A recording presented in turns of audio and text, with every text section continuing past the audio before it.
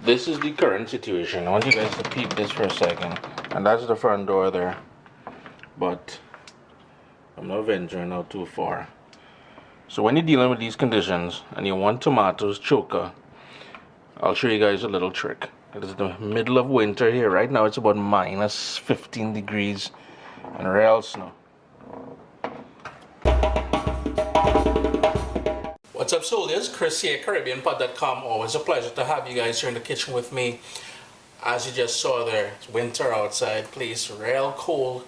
I ain't trying to go outside to roast these tomatoes. Now, nothing beats, let's be clear, nothing beats the taste and flavor you get from fire roasted tomatoes. And you can certainly do these in the oven, but I'm going to show you a stovetop version. Now, I've also done this in the microwave, to be honest with you. But this is a stovetop version I do, middle of winter. You want your nice tomatoes choka. Vegetarians, you're going to like this one. Hey, wait, it's vegan too. So vibes it up. I have a nice heavy pot here on a low flame, and I have three ripe tomatoes. Could have been a bit more red, but that's what they got right now. Again, in the middle of winter, so you know these are imported. And I went ahead and I washed them in that heavy pot there. Just going to place them down, stem side down. We've got a low flame going on there, and I'm just going to reach over, pardon me, put that lid on there and let that go while the tomato slowly cooks on the stove top. Remember, we didn't put any liquid, we didn't put any vegetable oil, anything in that pot, just the tomatoes. I have my mortar and pestle here, and I'm going to go in with one large clove of garlic. Two small ones would be good, and I'm just going to give it a rough chop just to help break it down a little bit easier. We're going to go in with salt, and I'm using sea salt. You can use whatever salt you like using. The thing about tomatoes choka is that it's supposed to be spicy, and that's a fully ripe Scotch bonnet pepper. This is a half ripe one. This one is going to go yellow when it's fully ripe, more orange than anything else. And this one is a green one, mature, but not to the point where it's going to ripe yet. And I prefer this one here because you get a ton of flavor from it without a major kick of heat. I do want some heat, and that is why I'm going to include the seeds and everything there. If you want to control the heat, you can certainly cut that part out and discard it. What I must also remind you is that when handling Scotch bonnet peppers or any type of hot peppers, I'm going in with the seeds and everything. Remember, if you have sensitive skin, wear gloves, and I would always recommend you wash your hands immediately after with soap and water.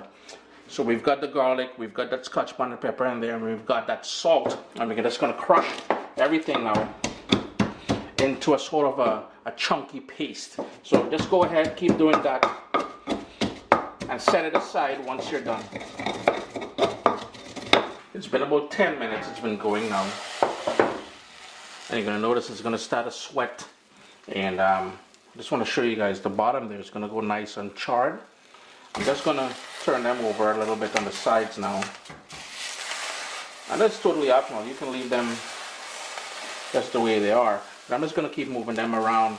You probably need them for another 10 to 15 minutes or something like that. Total 25 minutes, maximum half an hour. Remember, it's a low heat. Go watch a program on TV or something. It's been about 25 minutes in total. A couple things. Let me get you guys a little zoom in. A couple things I want to mention. These tomatoes, for some reason, now if you're using like a Roma tomato or a hothouse tomato or something, it may tend to spring out a lot of liquid out in there. That's cool. Use that liquid as well later on when we're mixing everything together. It's just that this variety of tomatoes or tomato that I'm using, it didn't sprout out a lot of water or liquid. These are nice and charred, really soft, and that's exactly what we wanted. I'm going to leave that one in for a second. I'm going to turn off my stove and I'm going to do a couple things here. The first thing I'm going to do is, in the bowl I'm going to use, and I'm using a bigger bowl here just so it'll be easier for you to see on camera, but typically I would put them all in here and mash them in here. But what I'll do, just to make things easier for the camera to see, all that garlic and pepper and salt that we did first, I'm just going to take that out and put it into the bowl here.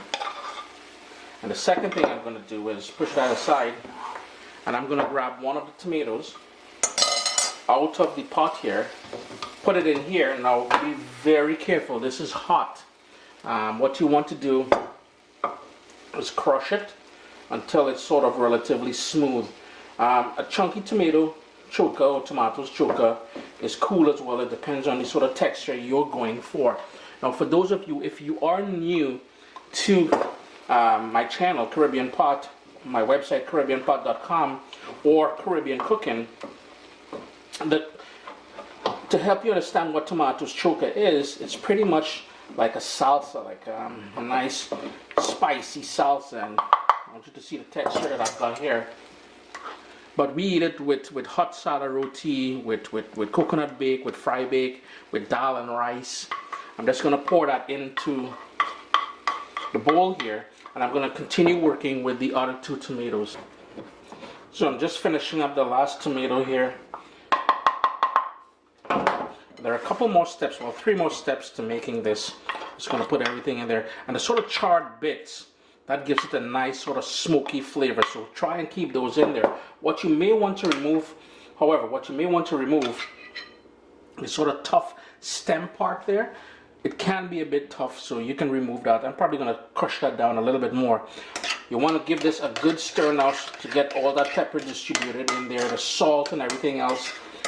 The salt that we started off with as a sort of a braising, an agent to help crush that pepper and that garlic. I used enough salt to season this, but you can taste it at this point and add some more salt. The third thing we've got to do now is chunky this.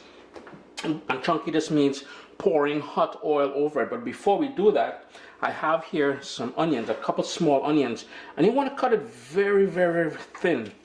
Nice and thin, because nobody is trying to eat some big pieces of onion. Now here's the thing, ladies, gents, don't go trying to kiss nobody after eating this, because you see this raw onion and the garlic that's in there, it's real karate breath you're talking about, kicking. So be mindful of that. I'm just going to go ahead and slice these onions on here, and I'll show you the next step. In my frying pan here, I have about 2.5 tablespoons of olive oil, and I have it on a sort of a medium flame. We want to get that sort of almost to the point where it's smoking. I'm seeing some whispers of smoke coming up there, which means the oil is at the temperature that I want it to be at. But what I want to show you, and this is the whole technique of what we call chunky, is to add hot oil to the choka. I purposely placed the sliced onions on the top here, and what I'm going to do is, once I add, let me just turn off the stove. Once I add the heated oil to it, I want to pour it directly on here. One, it's going to help take away some of that bitterness from the onion, and 2, it's going to help transfer that onion flavor throughout the dish.